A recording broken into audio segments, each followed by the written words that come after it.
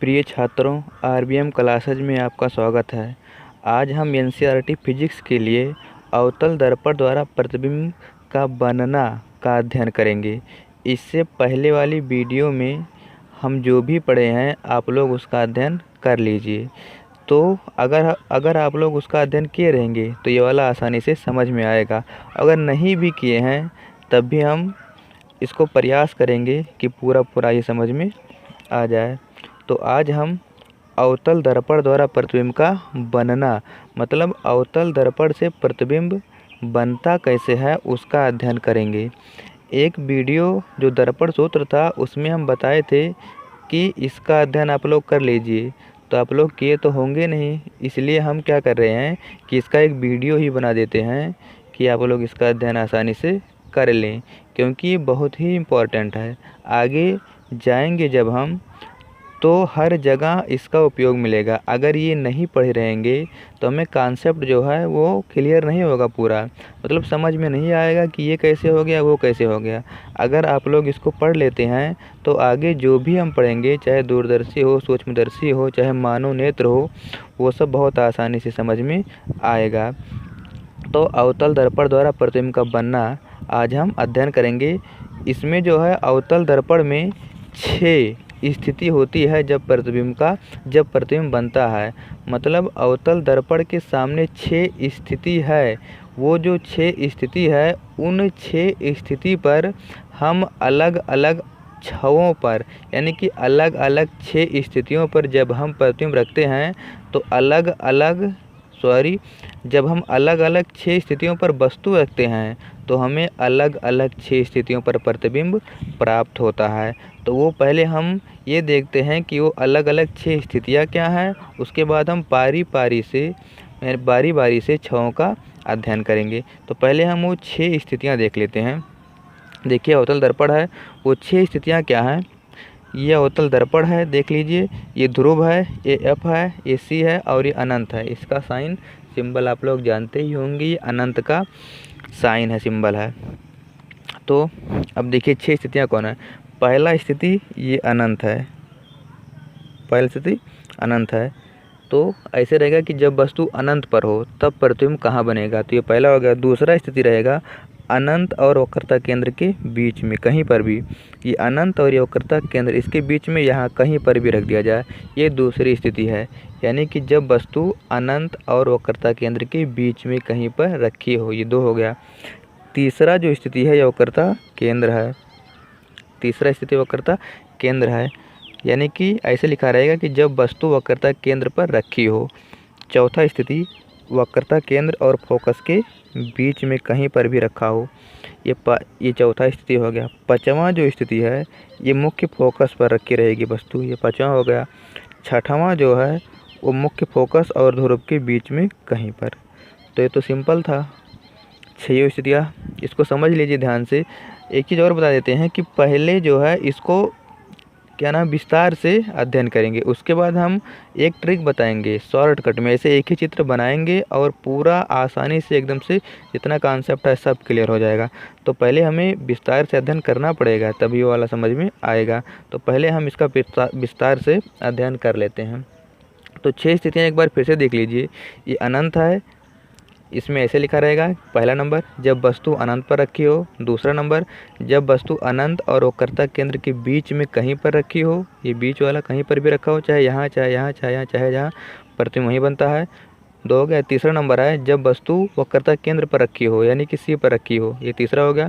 चौथा रहेगा जब वस्तु वक्रता केंद्र और मुख्य फोकस के बीच में कहीं पर रखी हो, ये चौथा हो गया।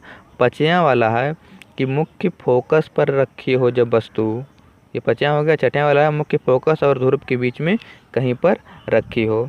तो ये 6 स्थितियां हैं अवतल दर्पण के लिए, इसका हम पहले अध्ययन करेंगे, उसके बाद हम उत्तल के लिए अध्ययन करेंगे। तो अब देखिए इसमें क्या लिखा है, जब भी प्रतिबिंब बनेगा, चाहे जब दर्पण के सामने चाहे अवतल दर्पण हो चाहे उत्तल दर्पण हो, जब भी प्रतिबिंब बनेगा तो हमें ये 4 चीज़ें बतानी पड़ेंगी। ये 4 चीज़ें हमेशा उत्पन्न होंगी। वो चारों चीज़ें हैं क्या क्या। पहला नंबर बताना रहेगा प्रतिबिंब की स्थिति। प्रतिबिंब की स्थिति का ये मतलब रहेगा या ये पूछेगा कि प्रतिबिंब बना कहाँ है।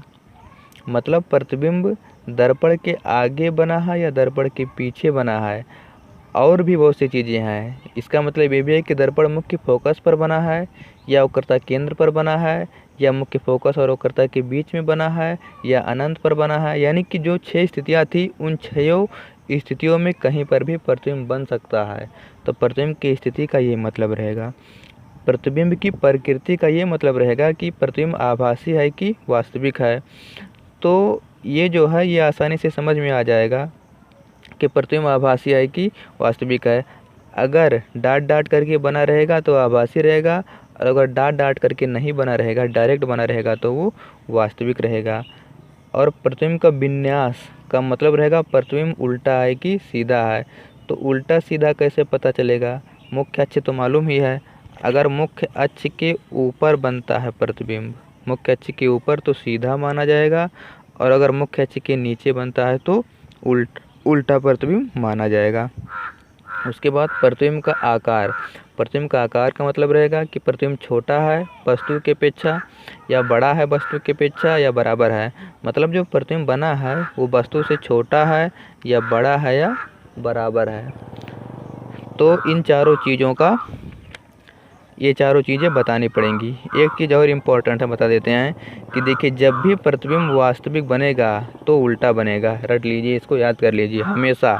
जब प्रतिबिंब वास्तविक बनेगा तो उल्टा बनेगा, और जब आभासी बनेगा तो सीधा बनेगा।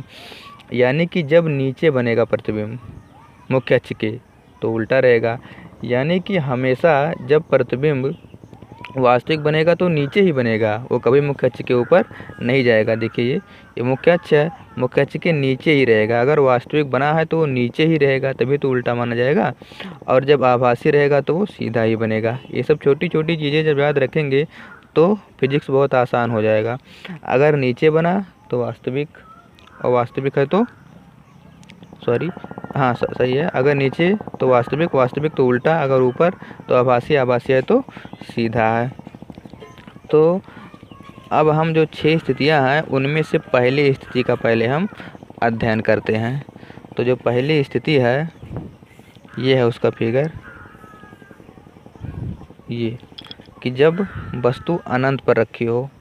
यहाँ लिख देते हैं, पहला, जब वस्तु अनंत पर स्थित है।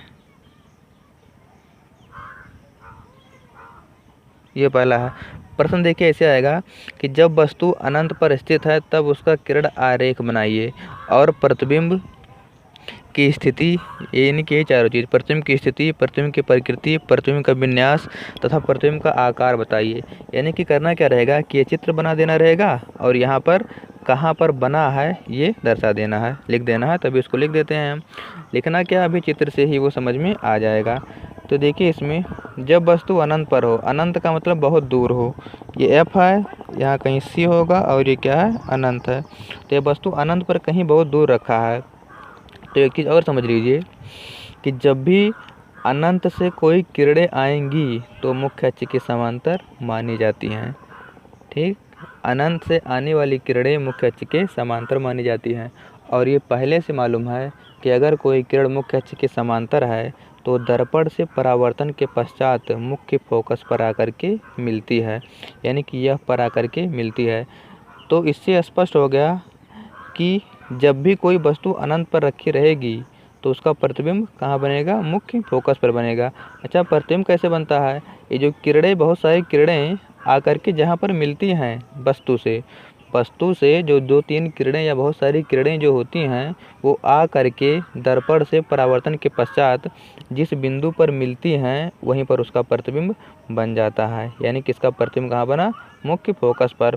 तो अब देखिए इन चारों में से क्या क्या है। प्रतिबिंब की, यहाँ पहले ये प्रतिबिंब की स्थिति। प्रतिबिंब की स्थिति का मतलब कहाँ बना है, तो कहाँ बना है ये, मुख्य फोकस पर। तो यहाँ क्या लिखना है, मुख्य फोकस या एफ पर, ऐसे भी लिख सकते हैं एफ पर। ठीक है, एफ पर। ये किसके लिए है, जब वस्तु अनंत पर है, यह पर हो गया। उसके बाद में प्रतिबिंब की प्रकृति कैसे है देख करके बताइए चित्र में। ये देखिए प्रतिबिंब की प्रकृति कैसे है, नहीं मालूम। प्रतिबिंब की जो प्रकृति है वो वास्तविक है, वास्तव में तो बना है, ये मिलकर देखिए वास्तव में मिला है ना, वास्तविक है। तो यहाँ क्या लिखेंगे, वास्तविक। और जब वास्तविक रहेगा तब क्या रहेगा, उल्टा। प्रतिबिंब का विन्यास क्या रहेगा, उल्टा। ये याद कर लेना, जब वास्तविक तब उल्टा।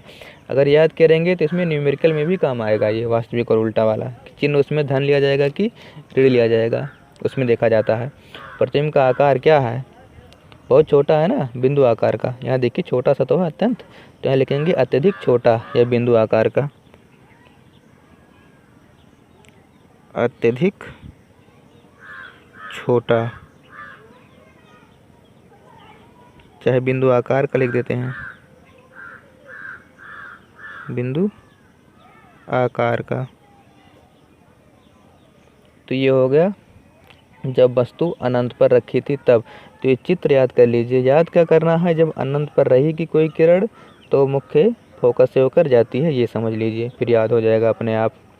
तो ये पहला स्थिति कंप्लीट हो गया कि जब वस्तु अनंत पर रखी होती है तो प्रतिबिंब की स्थिति फोकस पर होती है, प्रकृति वास्तविक होती है, विन्यास उल्टा होता है, आकार वस्तु से अत्यंत छोटा होता है। तो ये कब की स्थिति थी, जब ये अनंत पर था।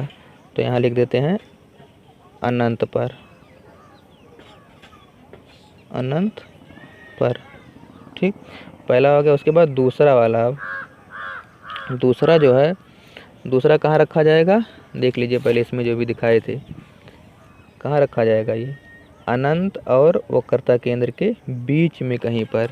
तो यहाँ रहेगा सी तथा एफ के बीच में। यहाँ लिख देते हैं डायरेक्ट शॉर्टकट में, अनंत तथा सी के बीच, अनंत तथा सी के बीच कहीं पर भी हो जाए।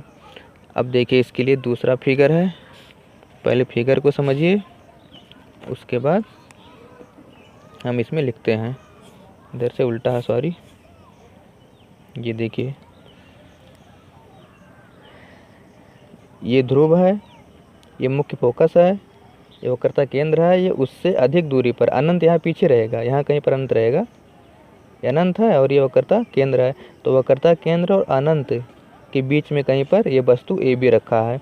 तो ये जो ए बी वस्तु रखा है ये इसके मुख्य अक्ष के समांतर एक किरण गुजारेंगे और एक वक्रता केंद्र से। ये दोनों किरणें जहाँ मिलेंगी वहीं पर हमें वस्तु ए बी का प्रतिबिंब बन जाएगा। तो ये जो मुख्य अक्ष के समांतर चलने वाली किरण थी ये कहाँ से होकर के जाएगी, वक्रता केंद्र से, सॉरी, जो मुख्य अक्ष के समांतर किरण होती है वो दर्पण से परावर्तन के पश्चात मुख्य फोकस से होकर जाती है, तो अब से गई है। और एक किरण कहाँ से गुजारेंगे, वक्रता केंद्र से। तो वक्रता केंद्र की ओर जाने वाली किरण दर्पण से परावर्तन के पश्चात उसी मार्ग पर वापस लौट आती है, तो ये लौट आई। तो ये दोनों किरण जहाँ मिलेंगी वहीं पर हमें वस्तु ए बी का प्रतिबिंब बन जाएगा। तो देखिए यहीं तो मिली है यहाँ पर, तो यहीं पर हमें वस्तु ए बी का प्रतिबिंब बन गया।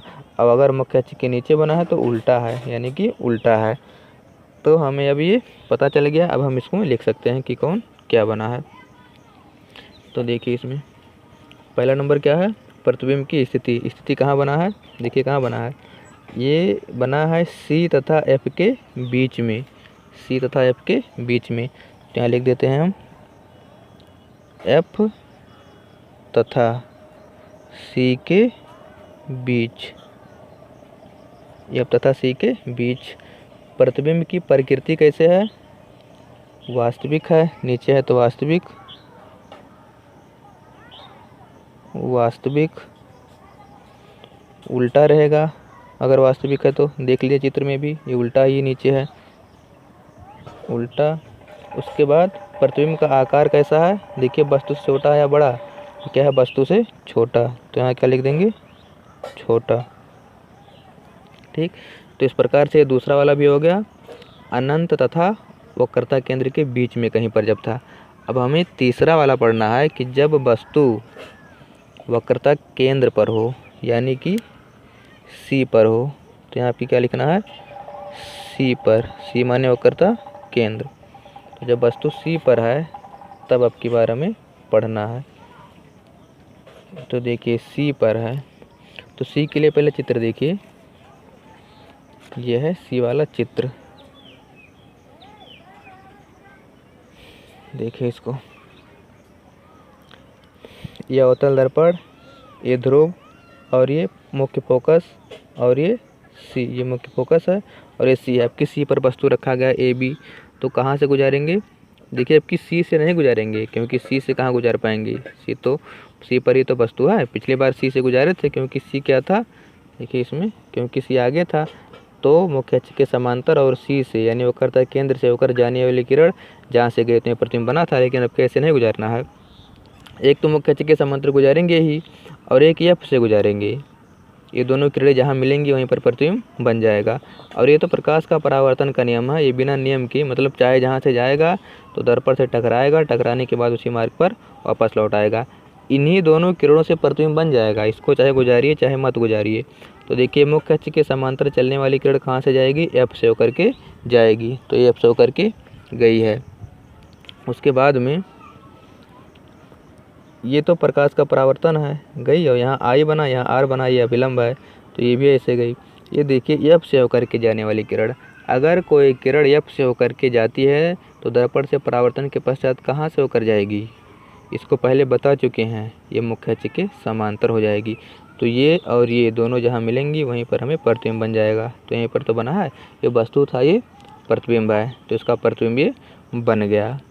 जब प्रतिबिंब बन गया तो बी डैश ए डैश उल्टा है, डैश करके करते हैं प्रतिबिंब को, तो ये प्रतिबिंब बन गया। अब हम क्या करेंगे, इसको भर देंगे इसमें कि कौन क्या बना है। तो प्रतिबिंब की स्थिति कहाँ पर बना है प्रतिबिंब, वक्रता केंद्र पर जब वस्तु रखी थी तो वक्रता केंद्र पर ही प्रतिबिंब बन गया।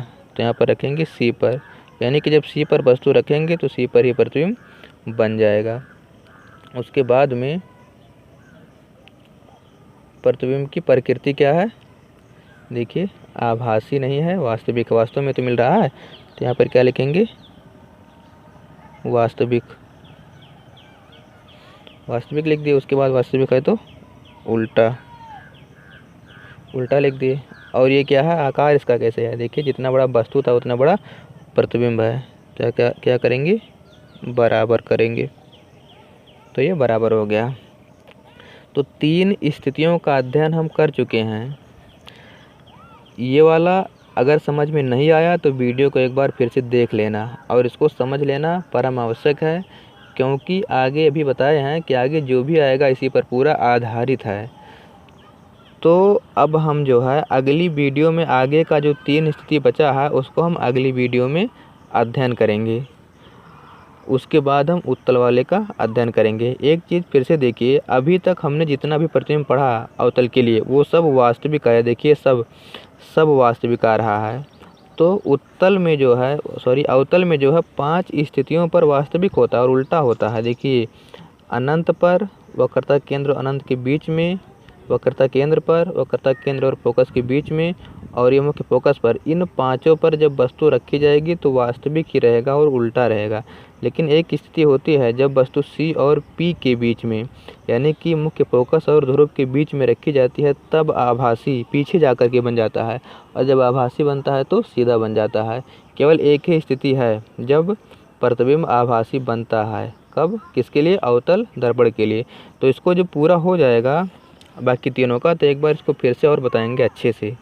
तो ठीक है, अगर वीडियो अच्छा लगा हो तो चैनल को सब्सक्राइब कर लीजिए, इससे हम जो भी नया वीडियो बनाएंगे उसका नोटिफिकेशन सबसे पहले आपके पास पहुंचेगा और आप आसानी से उस वीडियो का अध्ययन कर लेंगे। तो ठीक है, अब हम जो है अगली वीडियो में आगे की जो 3 स्थितियां हैं उसका अध्ययन करेंगे।